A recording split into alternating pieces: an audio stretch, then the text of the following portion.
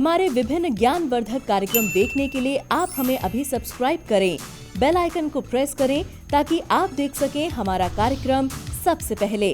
और अधिक जानकारी के लिए फेसबुक पेज को लाइक करना न भूलें। जय मां इंद्राक्षी। इंद्राक्षी धाम में दर्शकों आप सभी का हम हार्दिक स्वागत करते हैं। आज सभी को बहुत बहुत बधाई, आज के दिन जिनका जन्मदिन है और जिनकी मैरिज एनिवर्सरी है। दर्शकों, प्रतिदिन हम अपने इस कार्यक्रम के माध्यम से कहीं ना कहीं प्रयास करते हैं कि आपके जीवन में कोई बदलाव आए। हम अपने जीवन को बदलने के लिए, अपने स्वास्थ्य को बनाने के लिए नाना भांति के चीज़ें करते हैं, नाना भांति के प्रयोग करते हैं। जब हमारा जीवन संकटों में फंसा होता है, उस वक्त में हम कहीं ना कहीं अपनी जन्म पत्रिका भी दिखाते हैं, कहीं अपने हाथ की रेखाओं को बचवाते हैं, कहीं ना कहीं विशेष प्रकार के उपाय करके हम चाहते हैं कि हम अपने संकटों से बाहर निकल आएं। शायद ही संसार का कोई ऐसा व्यक्ति हो जिसके जीवन में संकट ना आते हों। अगर सभी दुखी हो जाएंगे तो सुखी कौन होगा? अगर सभी सुखी हो जाएंगे तो दुखी कौन होगा? तो कहीं ना कहीं भगवान ने अपना बैलेंस बनाया है। हमारे कर्म गति के आधार पर हमें सुख और दुख का अनुभव होता है। कहते हैं ना, कहीं धूप है तो कहीं छाँव है, कहीं दिन है तो कहीं रात है। नाना भांति के दुख संसार में हम लेकर के जीते हैं और कई बार दुख इतने बढ़ जाते हैं कि हमारा मन हर चीज़ से उठ जाता है, हमारा विश्वास हर चीज़ से उठ जाता है, हमारा विश्वास भगवान से उठने लगता है, हमारा विश्वास मंत्र साधना से उठने लगता है। लेकिन आज मैं आपको एक कड़वी सच्चाई बताने वाला हूँ। नाना भांति के जितने भी चिंतक हुए हैं, बहुत चिंतकों ने यहाँ तक कि कहा है कि क्या व्यक्ति अपने भाग्य को बदल सकता है? क्या व्यक्ति अपने भाग्य को बदल सकता है? जी हाँ, 100% एक व्यक्ति अपने भाग्य को बदल सकता है। और कौन बदल सकता है? जो वास्तव में उत्तम श्रेणी का भक्त होता है। भक्त अपने भाग्य को हर हालत में चेंज कर सकता है। आप जितने भी बैठे हैं ना, जितने भी इस कार्यक्रम को सुन रहे हैं, जब जिसको जैसे समय मिलता है इस कार्यक्रम को सुन लेता है, देख लेता है। कोई आज सुनता है तो कोई 10 साल बाद सुनता है। कभी भी मेरी आवाज़ को सुनना तो निश्चित मैं इस बात को कह सकता हूँ कि आप अपने भाग्य को बदल सकते हैं। हमारे आराध्य परम पूज्य गुरुदेव पंडित श्री राम शर्मा शांति कुंज, उन्होंने एक बात कही है कि मनुष्य अपने भाग्य का निर्माता आप है। हमें तो संशय है ही नहीं, लेकिन हम कहते हैं पूरे विश्व को इस बात पर संशय नहीं करना चाहिए। वास्तव में मनुष्य अपने भाग्य का निर्माता है। हम अपने भाग्य का निर्माण भी करते हैं, हम अपने भाग्य का उत्थान भी करते हैं और हम ही अपने जीवन का पतन भी करते हैं। एक व्यक्ति चोरी करता है, पकड़ा जाता है। किसने किया? उसने अपना पतन स्वयं किया। एक व्यक्ति अच्छा कार्य करता है और जीवन के बहुत सारे सिर मुकुट उसके सिर के ऊपर आ जाते हैं। किसने किया? उसने स्वयं मेहनत की, स्वयं अपने भाग्य को जगाया और साहब वाह वाह हो गई उसकी। तो मनुष्य वास्तव में अपने भाग्य का निर्माता तो है ही है और मनुष्य अपने भाग्य को बदल सकता है। अपनी सोई हुई किस्मत को वास्तव में व्यक्ति जगा सकता है। लेकिन कब? नेक नियति के साथ और उचित साधनाओं के साथ। एक भक्त अपनी भक्ति के माध्यम से अपने भाग्य को हर हालत में चेंज कर सकता है। बहुत लोग ऐसा कहते हैं, बड़े लोग इस ज़माने में फैटालिस्ट हैं। फैटालिस्ट लोग क्या कहते हैं? फैटालिस्ट मतलब भाग्यवादी लोग। क्या कहते हैं? सब कुछ कोई शक्ति कर रही है, पत्ता हिलता है शक्ति के माध्यम से हिलता है, सब कुछ होता है किसी शक्ति के माध्यम से होता है, कुछ चेंज नहीं हो सकता। हम इस बात के ना खिलाफ हैं और ना इस बात के हम हक में हैं। सबका अपना अपना मानना है। लेकिन अगर हम ऐसा सोच लें तो एक किसान खेत में बीज ना बोए कि जो होगा अपने आप हो जाएगा।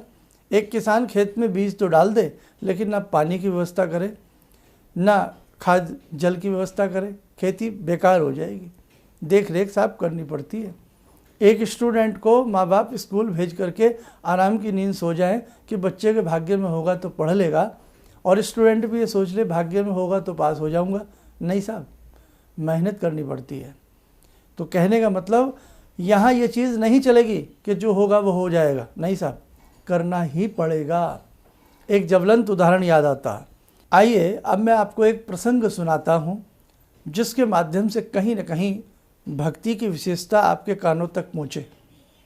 एक दंपत्ति परिवार था, सब कुछ भगवान की कृपा से उनके पास था, हर तरह का उनके पास आनंद था और हर तरह की सुख शांति उनके पास थी, और बहुत ही कर्तव्य परायण व्यक्ति थे वो दोनों दंपत्ति, पति पत्नी।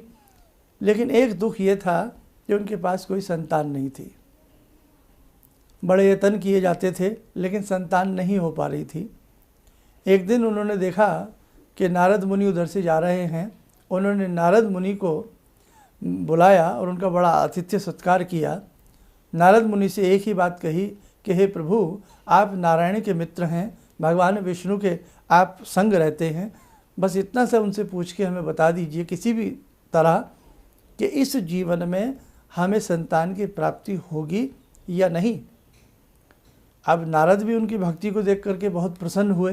बोले भाई, आप तो बड़े भले मानस हैं, आपके यहाँ तो संतान होनी ही चाहिए, और मैं भी भगवान विष्णु से ऐसा प्रार्थना करूँगा कि आपको संतान मिले, और यदि आपके भाग्य में है या नहीं है ये सारी चीज़ें मैं पूछूंगा। नारद जी वैकुंठ लोक पहुँचते हैं, स्वर्ग लोक में पहुँचते हैं, जहाँ भगवान विष्णु अक्सर आपने देखा होगा कि क्षीर सागर में नाग की सैया पर रहते हैं। खैर, भगवान विष्णु से उन्होंने कहा कि प्रभु, आज मैंने मृत्यु लोक में कुछ देखा। इस धरा को जो स्वर्ग में लोग रहते हैं ना, और या जहाँ पर भी भगवान का लोक है वहाँ इसको मृत्यु लोक कहा जाता है। क्यों? क्योंकि हम लोग मृत्यु को प्राप्त होते रहते हैं, कोई ना कोई इस संसार से जुदा होता रहता है, इसलिए इसका नाम भगवान के भाषा में मृत्यु लोक है। उन्होंने कहा कि आज मैंने मृत्यु लोक पर एक ऐसा दृश्य देखा, बहुत ही अच्छे मैंने दंपत्ति से मुलाकात की, उन्होंने बहुत ही मेरा अच्छे से आतिथ्य सत्कार किया, लेकिन मुझे दुख लगा उनको संतान नहीं है। तो हे परमेश्वर, आप तो सर्वज्ञ हैं, आप मुझे ज़रा ये बताएं कि उनको संतान कब तक होगी। अब दर्शकों, यहाँ ध्यान देने वाली बात है, भगवान विष्णु ने सारी चीज़ सुनी और अंतर्मन हुए, तनिक पलों के लिए अपने नेत्रों को बंद किया, नेत्र खोले और नारद से बोले कि नारद, दुख तो मुझे भी है, इनका प्रारब्ध ही कुछ ऐसा है कि तुम इस जन्म की बात करते हो, आने वाले 7 जन्मों तक इनके घर में संतान नहीं होगी। ये बार बार मृत्यु लोक में जन्म लेंगे और बार बार मृत्यु लोक से अगली योनि में जाएंगे। 7 जन्मों के बाद कहीं जाकर के मुझे इस घर में संतान की दृष्टि नज़र आती है। अब नारद बड़े भौचक्का से हो गए, बोले मैं किस मुंह से वहाँ जाऊँ, ये तो बहुत दूर की बात है कि भाई तब होगी, लेकिन मुझे तो ये लगता है कि संतान 7 जन्मों तक नहीं होगी। कैसे मैं कहूँ, बात आई गई हो गई। अब हुआ क्या, इस बीच में एक कर्कश भेष में साधु उस दंपत्ति के घर में पहुँचे, और साधु ने क्या कहा दरवाजे पर जाकर के कि 1 रोटी दे दो और 1 संतान ले लो। अब साहब, अंधा क्या चाहे 2 आँखें, कि एक ऐसे साधु आए हैं पहली बार जिसने दरवाजे पर अलख जगाया है और कहा है कि 1 रोटी दे दो और 1 संतान ले लो। उन्होंने आतिथ्य सत्कार किया साधु का और बोले, प्रभु आपके आशीर्वाद से हमें संतान की प्राप्ति हो जाए, हम तो यही चाहते हैं, और आतिथ्य सत्कार हमारा धर्म है, बाकी हमारा भाग्य है। बहुत अच्छे से आतिथ्य सत्कार किया। 1 रोटी उस व्यक्ति ने साधु को खिलाई और 1 रोटी उस महिला ने, उनकी पत्नी ने साधु को खिलाई। अब 2 रोटी साधु ने खाई। बोले, बेटा मैंने तुम्हारे घर की 2 रोटियों का पान किया है, भक्षण किया है, तो मैं तुम्हें आशीर्वाद देता हूँ कि तुम्हारे घर में शीघ्र ही 2 संतानें उत्पन्न होंगी। ऐसा ही हुआ कि 2 जुड़वा पुत्र पैदा हुए। नारद जी उधर से फिर गुजर रहे थे। अब नारद जी ने देखा कि भगवान नारायण ने ये कहा कि संतान होगी नहीं, और यहाँ 7 जन्मों की बात थी, यहाँ तो एक नहीं 2-2 बच्चे खेल रहे हैं। सारी वस्तु स्तुति को सुना जाना, बोले कोई साधु ऐसे ऐसे आए और उन्होंने आशीर्वाद दिया, 2 संतानें हो गई।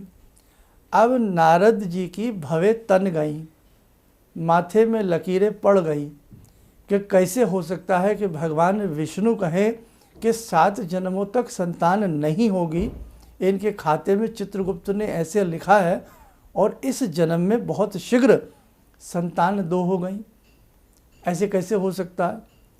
ये भक्ति की बात बता रहे हैं हम आपको।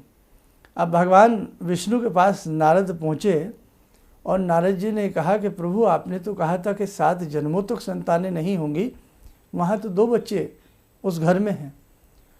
भगवान विष्णु थोड़े से ठहरे और बोले हमारे साथ एक जगह चलो। नारद जी को एक बड़े बीहड़ भयावह घनघोर जंगल में ले गए। कर्कश काय वही साधु जो उनको आशीर्वाद दे के आए। तो उन्होंने देखा कि दूर कोई व्यक्ति दिखता है, बोले हाँ दिखता है, बड़ी घनघोर तपस्या में रत है। जब श्वास लेता है, रेचक कुंभक भी करता है, प्राणायाम की परिभाषा में उतरता है, तो कहीं ना कहीं मांस नहीं दिखता, कहीं ना कहीं एक फेफड़ों का पंजर तक नजर आता है सांस लेने में। ऐसा कर्कश काय व्यक्ति ऐसी घनघोर जंगल में तपस्या में रत है। अब वो बात कर रहे हैं, इतने में वो साधु तपस्या से उठे और उन्होंने क्या किया कि जो वहाँ पेड़ों के पत्ते सूखे हुए नीचे पड़े थे, उन पत्तों को खाना शुरू किया उन साधु महाराज ने।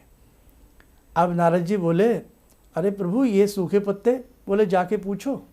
नारद जी वहाँ आए, बोले अब प्रणाम करना पड़ता है भगवान को भी भक्त के सामने आके। बोले हे साधुवर आपको प्रणाम है, आप इस घनघोर जंगल में मुझे ऐसा लगता है बहुत ही बड़ी तपस्या में आप रत हैं, बस मेरी एक जिज्ञासा है उसे आप पूर्ण कर दीजिए। बोले बोलो। बोले इन पेड़ों के ऊपर कितने सुंदर फल लगे हैं, इन पेड़ों के ऊपर कितने रसीले फल लगे हैं, आप फल खा लीजिए। बोले नहीं, इन फलों के ऊपर अधिकार उन पक्षियों का है जिन्हें अन्न नहीं मिलता। ये कायनात ने, ये प्रभु ने ये फल उन पक्षियों के लिए लगाए हैं। बोले अच्छा, तो तुम एक काम करो, ये हरे हरे पत्ते ही खा लो। बोले नहीं, इन पत्तों पे भी मेरा अधिकार नहीं है। बोले क्यों?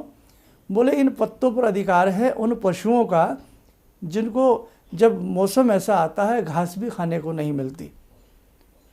बोले मैं तो सूखे पत्ते खाकर ही मेरा पेट भर जाता है, और सूखे पत्ते खाकर ही मुझसे प्रभु का स्मरण बहुत अच्छे से हो जाता है। अब नारद जी सारा माजरा समझ गए कि ऐसा भक्त, ऐसी भक्ति, ऐसा आहार, ऐसा विहार, ऐसी सोच, ऐसा चिंतन। भक्ति के लिए आपकी भक्ति नहीं, आपका आहार भी चाहिए, आपका विहार भी चाहिए, आपकी सोच भी उत्तम होनी चाहिए, तब भगवान प्रसन्न होते हैं।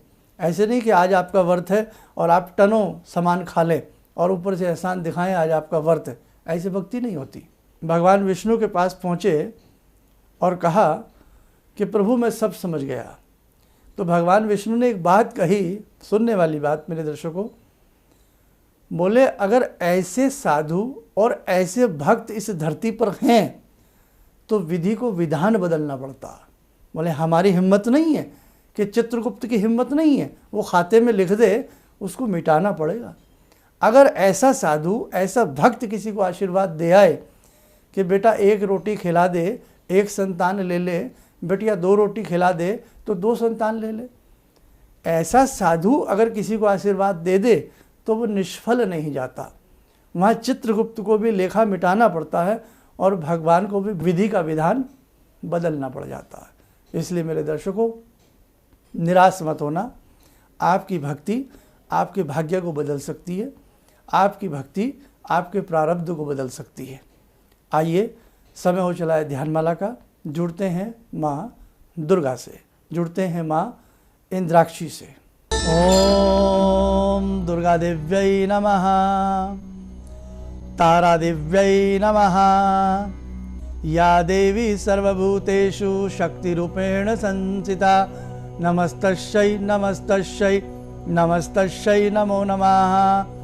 या देवी सर्वभूतेषु शक्तिरूपेण संस्थिता नमस्तस्यै नमस्तस्यै नमस्तस्यै नमो नमः। ओम सर्वमंगलमांगल्ये शिवे सर्वार्थसाधिके शरण्ये त्र्यंबके गौरी नारायणी नमोस्तुते। ओम विश्वेश्वरी जगतधात्री श्रीसंहारकारिणी निद्रां भगवती विष्णुतुला तेजसे प्रभु त्वं स्वाहा त्वं सुधाहा त्वं विषट्कार सुरात्मिका सुधा तमक्षरे नित्ये त्रिधा मात्रात्मिका स्थिता अर्धमात्रा स्थिता नित्या यानुचर्या विशेषता तमेव संध्या सावित्री तम देवी जननी परा तविद्धार्यते विश्वं तवत्सर्जते जगतः तवित्पाल्यते देवी तपस्यन्ते च सर्वदा। विसृष्टो सृष्टिरूपा त्वं स्थितिरूपा च पालने तथा सृष्टिरूपान्ते जगतोस्ते जगन्मये महाविद्या महामाया महामेधा महास्मृति महामोहा च भवति महादेवी महासुरी प्रकृतिस्त्वं च सर्वस्य गुणत्रय विभावनी। निशुम्भ शुम्भ गर्जनी प्रचंड मुंड खंडनी वने रणे प्रकाशनी भजामि विंध्यवासिनी त्रिशूल मुंड धारणी धरा विघात हारणी गरे गृहे निवासिनी भजामि विंध्यवासिनी दारिद्र दुख हारणी सुतां विभूति कारिणी वियोग शोक हारणी भजामि विंध्यवासिनी। पुरंदराधिसेविता सुरारि वंश खंडिता विशुद्ध बुद्धि कारिणी भजामि विंध्यवासिनी। ओम तारा देव्यै नमः मुंबा देव्यै नमः शाकंभरी देव्यै नमः नैना देव्यै नमः शैलपुत्रै नमः स्कंद मातायै नमः। आइए आप कवच बना लें।